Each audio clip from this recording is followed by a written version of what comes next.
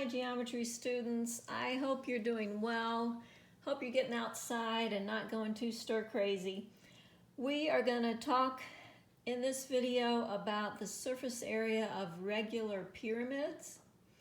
I've got a net here that is the net of a square, a pyramid that has a square base.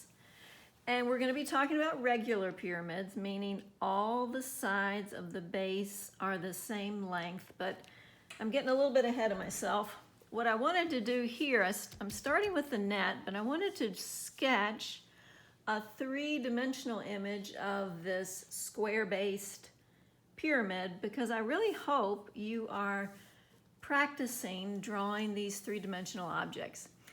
On day one of our e-learning, I had you look in your book and there were several hints that they gave for drawing the different shapes. And so I hope you're practicing those and working on your three-dimensional drawing. So for a pyramid, the suggestion is this. Let's start by drawing a parallelogram.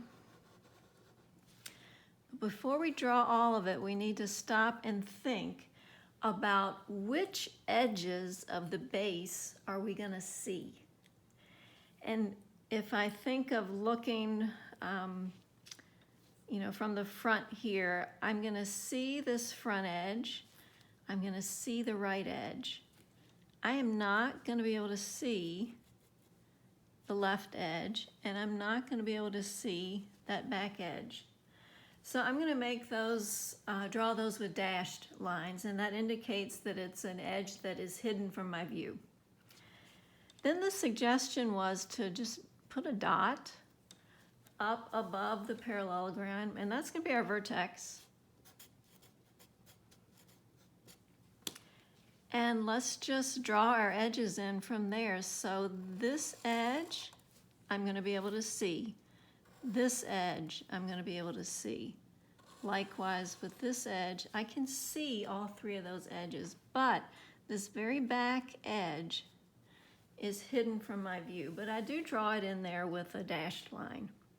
So, probably not the best pyramid I've ever drawn, but it's good enough, and I'm going to go with it, and hopefully you're drawing one as well for your notes, because I am going to have you submit your notes after the video. So let's think about the center of this square base. And I forgot to get my pen ready. If I draw a line, again, this is hidden because it's inside. If I draw a line from the vertex down to the center, that's called the altitude. And the other really important height that we're going to need to know is this one here. It's on the lateral face. We call that the slant height. And this is a needed dimension when we're figuring out the surface areas. Generally, it's indicated with kind of a cursive L. Now, one of the videos I have you watch used the letter S, and that was for cones, but generally the notation you're going to see is this kind of script or cursive L. So what I want you to notice, and this is just kind of a note to remember when you start doing your homework, if you draw a line, and again it's hidden, so I made it dashed, from the center perpendicular to that edge, what I end up with is from the vertex to the center is a right angle. I end up with a right triangle here. And you know, right triangles are very helpful, especially because of Pythagorean theorem.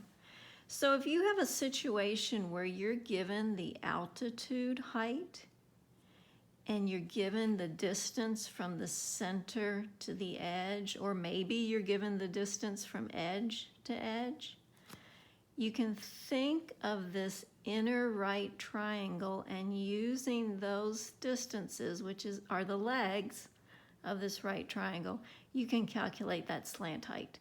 So keep that in mind as you start looking at some of the homework problems.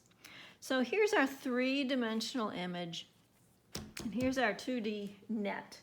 And what I want you to notice is that this is the slant height. This is the slant height.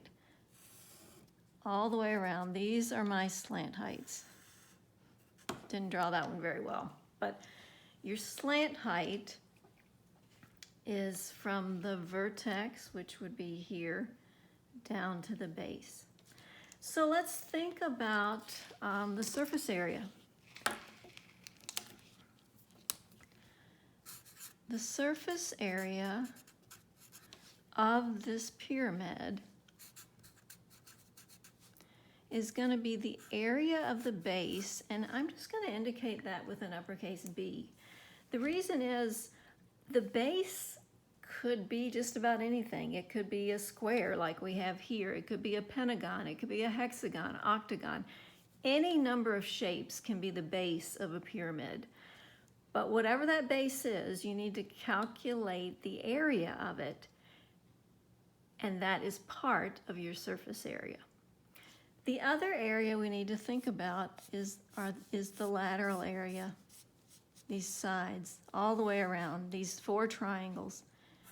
So if we have the area of the base and the lateral surface area, that's going to give us our total surface area.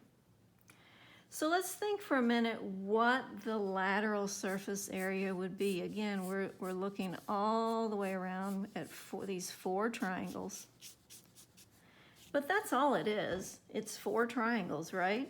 So our lateral surface area is the area of four congruent triangles. And we know that the formula for area of a triangle is 1/2 times the base times the height. Let me stop for a minute because I haven't shown one thing. Let's call the side length x.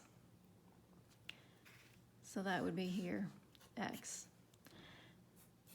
So all the way around, this distance here to here is going to be x. So when I look at an individual triangle, I'm going to have 1/2 times the base of it, which we're calling x, times the height. And again, that's the slant height. We've named that L. Okay? But let me ask you another question. What if I asked, what's the perimeter of the base? Perimeter is the distance all the way around. So here the perimeter would be x plus x plus x plus x, right? In other words, 4x, 4 x's. Well, notice I have four triangles. The base of each triangle we're calling x. So I could rewrite this formula. First of all, let me just rearrange it. I'm multiplying everything here, so I can change the order. I can rearrange. 1/2 times 4x times the slant height. And I can rewrite that. Instead of saying 4x, I'm just going to call it the perimeter, and I'm going to use the variable p. Makes sense. So 1/2 times the perimeter of the base times the slant height is going to be this lateral surface area. So when I think about the total surface area of a regular pyramid, I need the area of the base, and then I'm going to add to that the lateral surface area. And the formula I'm going to use for that is 1/2 times the perimeter of the base times the slant height.